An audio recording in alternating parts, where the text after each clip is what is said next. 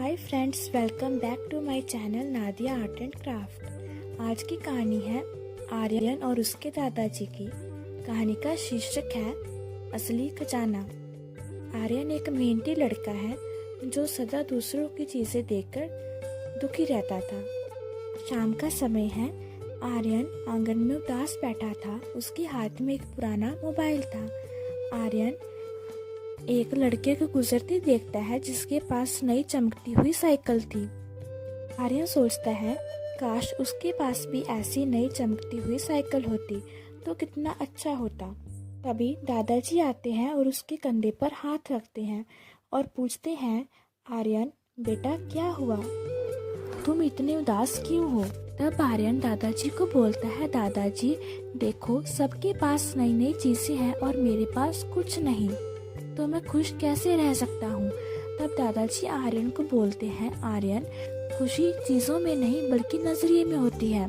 हमें अपनी तुलना किसी से भी नहीं करनी चाहिए। अगली सुबह दादाजी आर्यन को बगीचे में लेकर आते हैं जहाँ पर एक विशाल बरगद का पेड़ था और गुलाब के फूल थे। दादाजी आर्यन को बोलते हैं, देखो बेटा, यह गुलाब के फूल छोटे होने की वजह से दुखी नहीं है और यह बरगद का विशाल पेड़ विशाल होने से भी दुखी नहीं है। ये गुलाब के फूल अपनी सुंदरता और खुशबू के कारण बहुत खुश हैं और यह बरगद का विशाल पेड़ अपनी छाया से खुश है। तब आर्यन बोलता है, दादाजी लेकिन इंसानों की बात अलग होती है। दादाजी बोलते हैं, बेटा अगर हम अपनी तुलना किसी और से करेंगे तब हम सदा दुखी रहेंगे।